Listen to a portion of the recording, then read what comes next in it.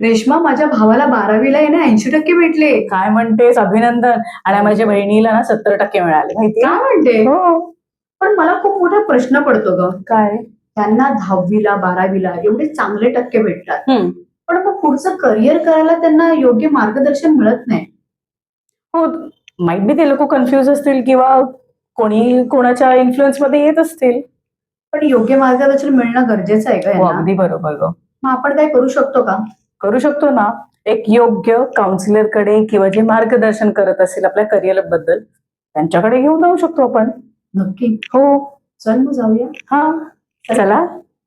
प्रत्येक पालकांना आणि मुलांना असं वाटत असतं की आपण डॉक्टर, इंजिनियर, कलाकार, लॉयर, एक मोठा बिझनेसमॅन असे वेगवेगळ्या प्रकारचे डोक्यामध्ये प्रश्न असतात की नक्की काय व्हायचं. आणि त्यासाठी आपण एक उत्तम मार्गदर्शन घेऊया. नमस्कार, मी मनीषा. नमस्कार, मी रेश्मा. भेट आमची तुमची मध्ये तुम्हा सर्वांचं स्वागत आहे. आज आपल्या बरोबर आहे डॉक्टर दीपक खाडे, जे काउन्सिलर आहेत आणि ट्रेनर आहेत. नमस्कार सर. सर, भेट आमची तुमची मध्ये तुमचं स्वागत आम्ही करतोय. तर तुम्हाला तर माहितीच आहे की 10वी आणि 12वीचे रिझल्ट लागले आणि 10वी आणि 12वी मध्ये उत्तीर्ण झालेल्या मुलांच्या चेहऱ्यावर खूप ठिकाणी असं म्हणजे हसू आहे, प्लस वातावरण खूप चांगलं आहे, आनंदित आहे सगळीकडे. पण सर, पालकांच्या चेहऱ्यावर सगळ्यात मोठा प्रश्नचिन्ह पडलेला आहे आणि तो म्हणजे आपल्या मुलांचं पुढे करिअर कसं असणार. तर करिअर बद्दल आणि 10वी आणि 12वीच्या मुलांना योग्य मार्गदर्शन तुम्ही जर सांगितलं तर खूप बरं होईल. धन्यवाद तुम्ही मला ही संधी उपलब्ध करून दिल्याबद्दल. खरं म्हणजे सगळ्यात पहिलं मला आता जे 10वी आणि 12वीचे विद्यार्थी उत्तीर्ण झालेत त्या सगळ्यांचं अभिनंदन करावं असं वाटतं. आणि खूप छान पर्सेंटेज सगळ्यांना मिळालेले आहेत आणि तुम्ही म्हणाल्याप्रमाणे वातावरण खूप छान आहे. पण ना कुठेतरी तुम्हाला त्यांच्या बॅक ऑफ द माइंड किंवा पालकांना ज्या वेळेला भेटाल त्यावेळेला त्यांच्या मनामध्ये भरपूर प्रश्न असतात की एवढे चांगले पर्सेंटेज आहेत, पुढे काय करायचं, कोणतं स्ट्रीम निवडायचं, स्ट्रीम निवडल्यानंतर करिअर कोणतं केलं पाहिजे. जेव्हा जेव्हा रिझल्ट लागतात त्या वेळेला हे सगळे प्रश्न प्रत्येक पालकांच्या मनामध्ये येत असतात किंवा त्यांना ते सतावतात. अशा वेळेला मुलं डिसिजन कसे घेतात, निर्णय कसे घेतात, तर तुमच्या लक्षात येईल तीच परंपरा, त्याच पद्धती. आपण बोलतो की आपण आता आधुनिक युगात वावरतोय, आधुनिक पद्धतीने वागतोय, पण ज्या वेळेला करिअर निवडलं जातं त्यावेळेला खरंच आपण आता आधुनिक पद्धतीने निवडतोय का, वेगळा विचार करतोय का, तर अजूनही वेगळ्या पद्धतीने करिअर निवडण्यासाठी विचार केला जात नाही असं मला पर्सनली वाटतं. मग जर मला वेगळ्या पद्धतीने करिअर निवडायचं आहे, वेगळ्या पद्धतीने विचार कसा करायचा आहे हे जर मी मुलांना विचारलं तर पुन्हा तेच की आता ट्रेंड कोणता चालू आहे, तर एआयचा. मग मला ना एआय करायचं आहे. दुसरं असतं की पारंपरिक पद्धतीने ज्या गोष्टी चालत आलेल्या आहेत त्या म्हणजे डॉक्टर बनलं पाहिजे, इंजिनियर बनलं पाहिजे, वकिली केली पाहिजे. त्याच्या पलीकडे वेगळ्या पद्धतीने आपण विचार कधी करणार. म्हणून मला वाटतं की थोडासा शैक्षणिक दृष्टिकोनातून ह्या सगळ्या गोष्टींचा विचार केला पाहिजे. आणि तो विचार करताना कोणत्या गोष्टींकडे लक्ष दिलं पाहिजे, तर मी स्वतः एक त्रिसूत्री म्हणजे आपण विचार करताना ह्या त्रिसूत्रीचा जर वापर केला तर तुमचा निर्णय हा योग्य पद्धतीने होऊ शकतो. तर त्रिसूत्री म्हणजे काय, तर पहिलं तुम्ही स्वतःबद्दल विचार करा, दुसरं तुम्ही करिअर बद्दल माहिती घ्या आणि तिसरं त्यानंतर विचार करून निर्णय घ्या. आता पहिलं स्वतःबद्दल माहिती घ्या म्हणजे काय, तर आता एखाद्या शिक्षकाकडे किंवा एखाद्या नातेवाईकाकडे किंवा आपण कोणाला विचारायला गेलो की मला कळत नाहीये, मी निर्णय कसा घेऊ, करिअर कोणतं निवडू, स्ट्रीम कोणतं निवडू, सायन्स, कॉमर्स, आर्ट्स, मला कळत नाही मी काय केलं पाहिजे. तर ते शिक्षक किंवा ते नातेवाईक उलट त्याच विद्यार्थ्यांना प्रश्न विचारतात की बेटा तुला काय आवडतं, किंवा तुला पर्सेंटेज किती आहे, तुला मार्क्स किती मिळालेत. आणि पुन्हा ते एक सर्कल पूर्ण होतं. आपण परत तिथेच येऊन थांबतोय की त्या विद्यार्थ्यांनाच प्रश्न विचारतोय जो स्वतः कन्फ्यूज आहे. म्हणून जर तुमच्याकडे कोण आला असेल तर त्यांना उलट प्रश्न न विचारता त्याच्याबद्दल माहिती घेण्याचा प्रयत्न करा. त्यानंतर सध्या करिअरसाठी असणारे वेगवेगळे ऑप्शन्स काय आहेत त्याच्याबद्दल त्या मुलांना माहिती द्या. आणि त्याच्यानंतर त्यांना निर्णय घ्यायला मदत करा. त्यांच्यावर कोणतीही स्ट्रीम, कोणताही करिअर ऑप्शन लादू नका. जे बऱ्याचशा पालकांच्या बाबतीत होतं की माझं ना अर्धवट राहिलेलं स्वप्न आहे. काय, मला डॉक्टर व्हायचं होतं, मला इंजिनियर व्हायचं होतं, किंवा मला एखाद्या क्षेत्रात काहीतरी काम करायचं होतं. पण त्यावेळेला परिस्थिती नव्हती, किंवा त्यावेळेला आम्हाला सांगायला कोण नव्हतं. तर हे किती वर्ष चालणार आहे? आजची मुलं उद्या ज्या वेळेला पालक होतील त्यावेळेला त्यांनी पण त्यांच्या मुलांना हेच बोललं तर चालेल का? की नाही, मला पॅरेंट्सने सांगितलं ते आम्ही केलं, किंवा तेच आम्ही निवडलं. तुम्हाला हे योग्य वाटतं का? जर तुम्हाला हे योग्य वाटत नसेल आणि तुमच्या मुलांनी त्यांच्या पॅशनने, त्यांच्या आवडीने, किंवा त्यांच्यामध्ये असलेल्या गुणांनुसार, क्षमतेनुसार जर करिअर निवडावं असं वाटत असेल, तर आजच ही वेळ आहे वेगळ्या पद्धतीने विचार करायची. पहिल्यांदा तुम्ही मुलांना समजून घ्या, मुलांच्या आवडीनिवडी समजून घ्या, त्यांचा स्वभाव समजून घ्या, त्यांच्यामध्ये असणारी गुणवत्ता, टॅलेंट, बुद्धिमत्ता समजून घ्या. त्यांनी वेगवेगळे कोणते स्किल्स आजपर्यंत डेव्हलप केलेत, किंवा उद्याच्या करिअरसाठी आज कोणते स्किल्स डेव्हलप करायला पाहिजेत हे समजून घ्या. त्यांच्यातली बलस्थानं म्हणजेच त्यांची स्ट्रेंथ समजून घ्या. नैसर्गिकरित्या, नैसर्गिक दृष्ट्या त्या अशा कोणत्या गोष्टी आहेत ज्या सहज करू शकतात, पेलू शकतात. त्यांच्या विकनेसेस समजून घ्या. कोणत्या क्षेत्रात गेल्यानंतर त्याला त्रास होऊ शकतो, कोणत्या गोष्टी आहेत ज्या त्याच्यासाठी त्रासदायक होऊ शकतात. ह्या गोष्टींचा जर तुम्ही आज विचार नाही केला तर आज 80 ते 90% ज्या पद्धतीने लोक जगतायत त्याच पद्धतीने, त्याच गर्दीमध्ये तुम्ही तुमच्या मुलाला ढकलत आहात, ही गोष्ट लक्षात ठेवा. कारण त्यांनी विचार नाही केला, त्यांना कोणी नाही सांगितलं, त्यांना माहिती नव्हतं. पण आज तुम्हाला ह्या गोष्टी माहिती असायला पाहिजे. तुम्ही आजच ह्या गोष्टींचा विचार केला पाहिजे, तरच तुमची इच्छा पूर्ण होईल, जी तुमच्या मुलांचं आयुष्य सुसह्य व्हावं. आपल्यापेक्षा आपल्या मुलांनी त्यांचं आयुष्य चांगल्या पद्धतीने जगावं, ही जर तुमची भावना असेल तर आजच वेगळ्या पद्धतीने विचार करायला सुरुवात करा. खूप छान, खूप छान पद्धतीने सरांनी समजून सांगितलेलं आहे. तुम्ही जसं म्हणालात की करिअर वेगळ्या पद्धतीने निवडायला पाहिजे आणि पालकांनी मुलांना ओळखायला पाहिजे, हे कसं पण? हा खूप महत्वाचा प्रश्न आहे. म्हणजे त्याच्यासाठी खूप पेशन्स पाहिजे आणि तुमचं मुलांकडे पूर्ण लक्ष पाहिजे. आणि ते एका दिवसात ओळखता येणार नाही. लहानपणापासून ज्या वेळेला ते ग्रो होतात, वाढतात, त्यावेळेला तुमचं तेवढं निरीक्षण असलं पाहिजे. आणि जरी निरीक्षण असलं तरी याची काहीच गॅरंटी देता येत नाही की तुम्ही ज्या पद्धतीने पालकांना, मुलांना ओळखाल ते मूल तसंच असेल. का, त्याचं कारण असं आहे की साधारणतः 22 वर्षानंतर एखाद्या व्यक्तीला रिअलाइज होतं की त्याच्यामध्ये नैसर्गिक कोणते गुण आहेत, किंवा असे कोणते गुण आहेत जे आजपर्यंत जाणवले नाहीये. आणि त्यानंतर त्याला रिअलाइज झाल्यानंतर वेळ निघून गेलेली असते. आणि ज्या वेळेला पालक मुलांकडे बघत असतात त्यावेळेला 6 महिन्यांनी, वर्षानंतर त्याच्या आवडीनिवडी बदलतात, वागण्याच्या पद्धतीमध्ये बदल होतो. त्यामुळे हे नेहमी कन्फ्युजनच राहतं की काल तर असा बोलत होता, आज असा का बोलतोय, किंवा काल असा वागत होता, आज असा का वागतोय. त्यामुळे त्यांना ओळखणं एवढं सोपं नाहीये. म्हणूनच मी नेहमी सगळ्यांना सांगतो की ना, तुम्हाला आई वडील बनता येतं, पण पालक बनणं खूप अवघड काम आहे. म्हणून त्यांना फक्त बघून किंवा त्यांच्याकडे लक्ष ठेवून त्यांना ओळखता येणार नाहीये. कारण त्यांना स्वतःलाच जर ह्याची जाणीव नसेल की ते काय आहे, त्याच्यामध्ये कोणत्या पद्धतीचे गुण आहेत, क्षमता आहेत, तर आपण त्यांना ओळखणं म्हणजे खूप चॅलेंजिंग आहे. त्यासाठी आज आधुनिक पद्धतीचे काही पर्याय उपलब्ध आहेत. त्या पर्यायांचा तुम्ही वापर केला पाहिजे. कारण आई वडिलांच्या एक कॉमन तक्रारी, कॉमन सेंटेन्स किंवा कॉमन वाक्य आपल्याला ऐकायला मिळतात की आमच्या वेळेला सांगायला कोण नव्हतं, आम्हाला कोणी सांगितलंच नाही, आम्हाला काही माहितीच नव्हतं. आज जर तुमच्या हातात ही आधुनिक साधनं आहेत, जर तुम्हाला माहिती तुमच्या फिंगर टिप्सवर मिळत असेल, तर मग तुम्ही ह्या सगळ्या गोष्टींचा करिअर निवडीसाठी फायदा का नाही? तर ती साधनं कोणती आहे ती समजून घेऊया. म्हणजेच आपण इनडायरेक्टली मुलांना समजून घेऊया आणि त्याच्यानंतर त्याच साधनांच्या माध्यमातून किंवा त्याच्या आधाराने आपण करिअरचे वेगवेगळे पर्याय शोधून घेऊया. कारण हे जर 5 ते 10 पर्याय शोधले तर त्याच्या पलीकडे 150 पेक्षा जास्त करिअर ऑप्शन्स आहेत ज्याच्याबद्दल विद्यार्थ्यांना माहीतच नाहीये, मग पालकांना सुद्धा माहिती नाही. मग ते ऑप्शन्स कोणते असतील, मग त्यातले कोणते ऑप्शन्स असे आहेत जे माझ्यासाठी योग्य आहेत हे समजून घेऊन मग आपण करिअरचा निर्णय घेतला पाहिजे.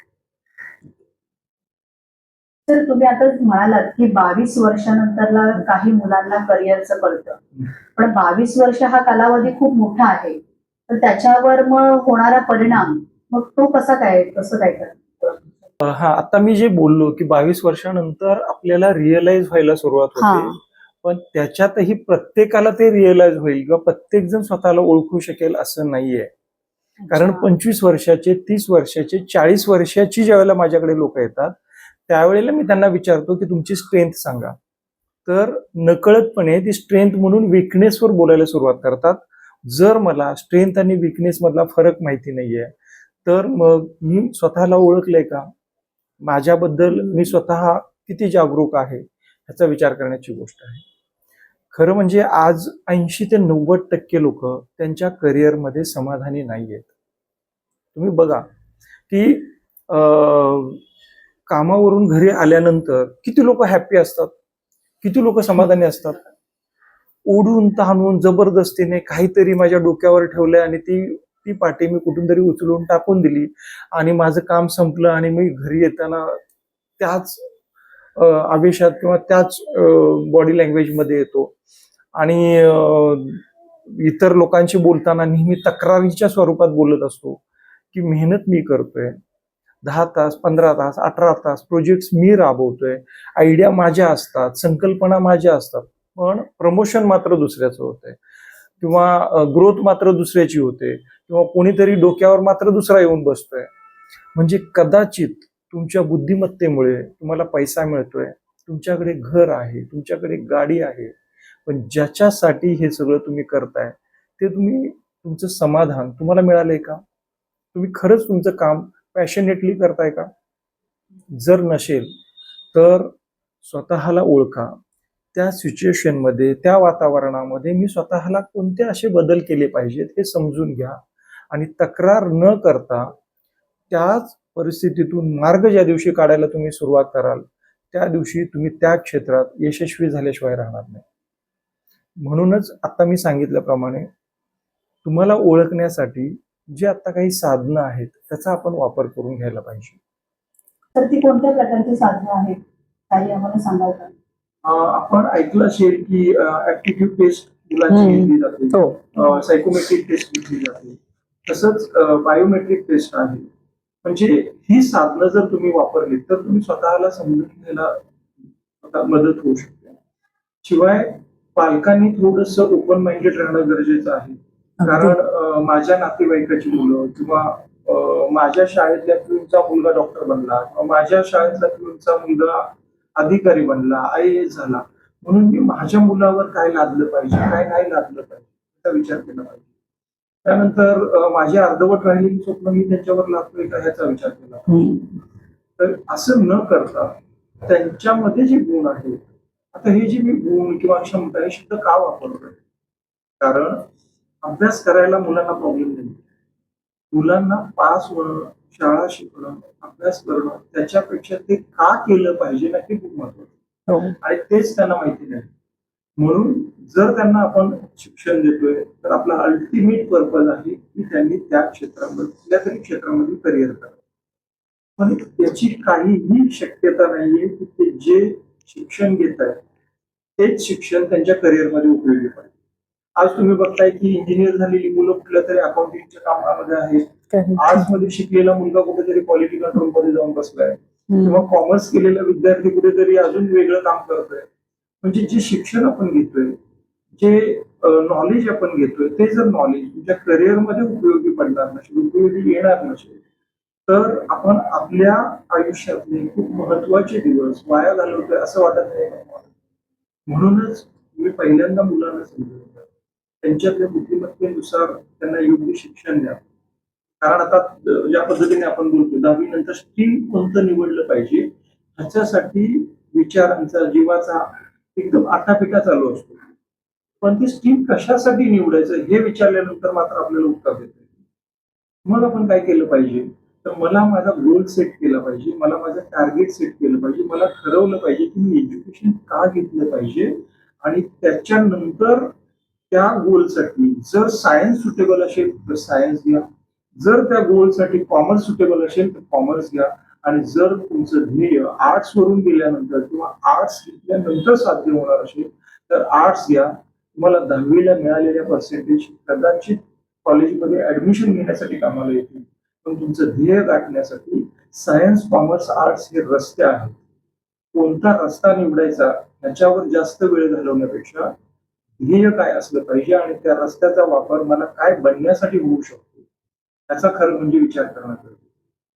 आणि म्हणूनच आता मी सांगितल्याप्रमाणे तुम्ही आता जी साधनं आहे त्या साधनांचा वापर करा, मुलांना समजून घ्या आणि त्यानंतर जर निर्णय घेतला तर तुमची मुलं योग्य ठिकाणी गेल्याशिवाय राहणार नाही.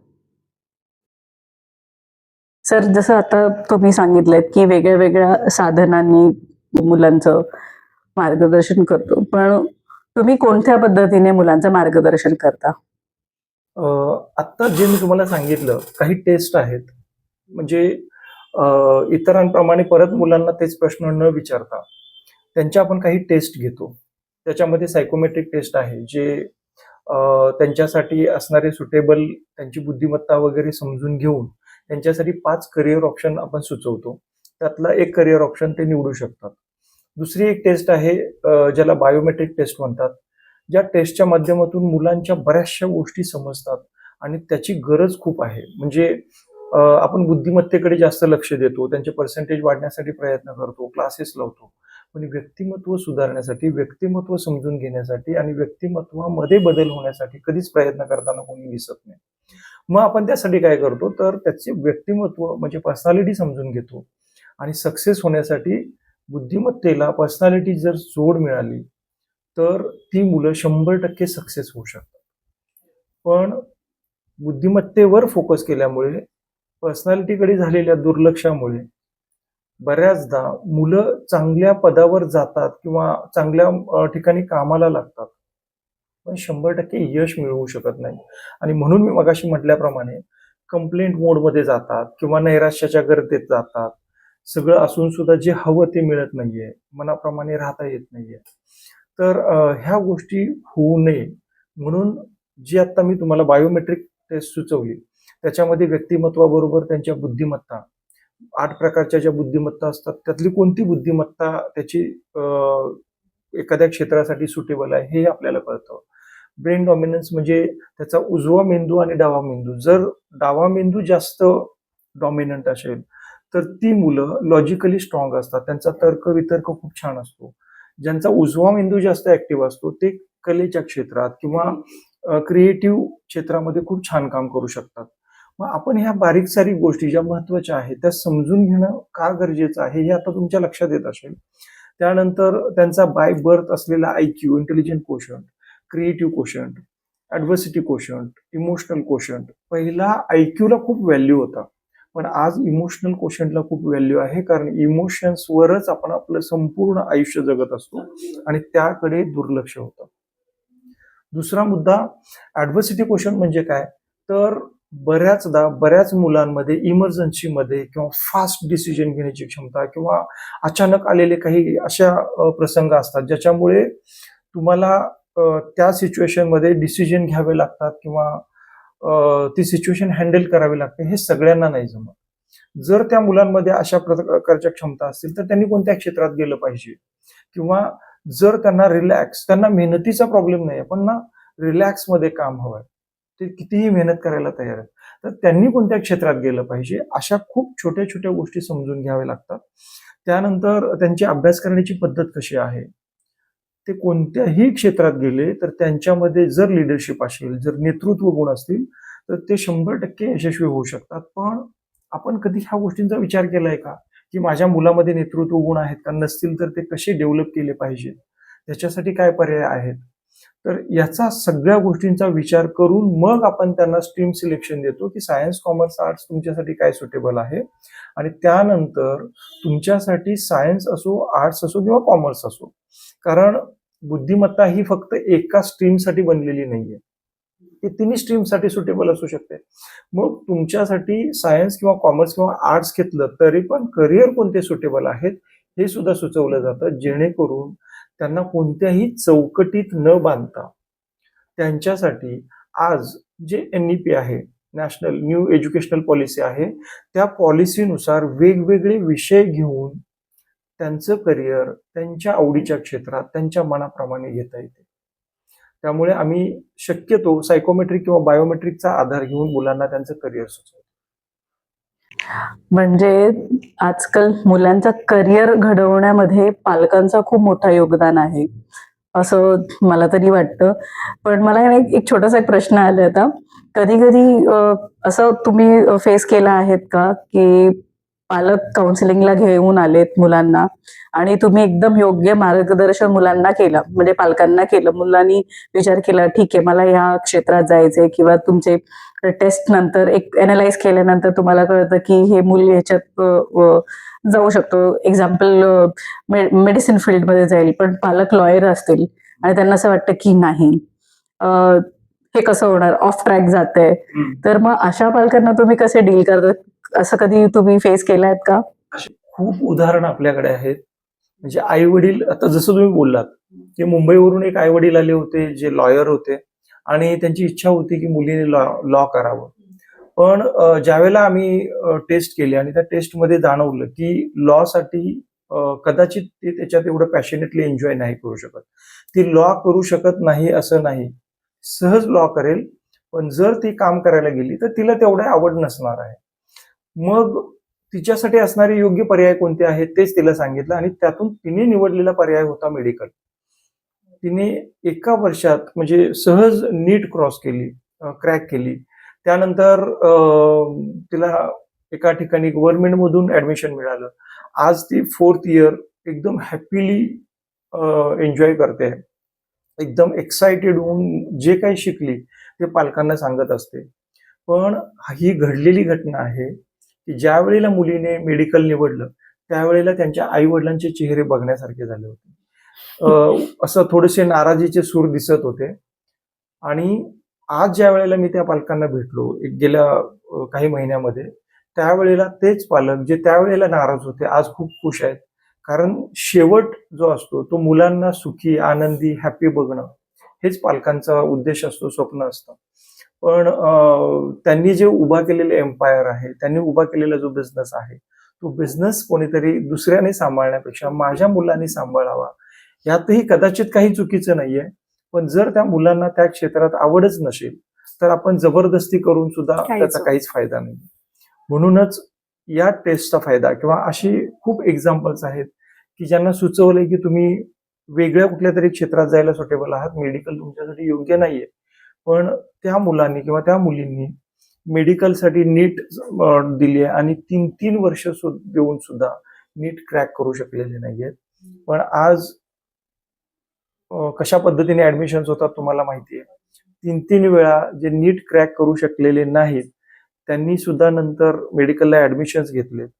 तर मला ते डॉक्टर होतील याबद्दल अजिबात शंका नाहीये, पण डॉक्टर बनल्यानंतर त्या पेशंट्सचं काय होणार याची जास्त काळजी वाटते. तर असे खूप एक्झाम्पल आहेत. खूप छान चांगले 96-98% मिळालेली मुलं 10वीला त्यांनी कॉमर्स घेतले, कारण कॉमर्स घेऊन CA झालेले आहेत किंवा वेगवेगळ्या क्षेत्रामध्ये आता ते शिकतायत. काही लोक कामाला सुरुवात झालेली आहे. तर गेल्या 14 वर्षात मला असे खूप अनुभव आलेत आणि त्या अनुभवांच्या आधारे आता जे आपण सिलेक्शन करतोय त्या सिलेक्शनची एक वेगळी पद्धत आपण बनवली आहे आणि त्यानुसार मुलांना किंवा पालकांना सुद्धा त्याचा 100% फायदा होतो. म्हणजे प्रत्येक पालकांनी जर विचार केला की माझ्या मुलाचं हे पॅशन आहे तर त्यालाच प्रोफेशन बनवलं तर ते मूल सुखी राहील, म्हणजे असं मानलं तरी पण बरोबर आहे. आणि मला असं वाटतं की आज ज्यांना कोणाला करिअर काउन्सिलिंग बद्दल माहिती हवी असेल तर आमच्या दिलेल्या डिस्क्रिप्शन मध्ये तुम्ही नक्की बघू शकता आणि या सरांची पूर्ण माहिती आणि ऍड्रेस तुम्हाला आमच्या चॅनलवर मिळेल. आणि नक्कीच भेट द्या. जर तुमच्या मुलाचं करिअर योग्यरित्याने व्हावं ही जर प्रत्येक पालकांची किंवा प्रत्येक मुलांची अपेक्षा असेल तर नक्कीच भेट द्या तुम्ही. धन्यवाद.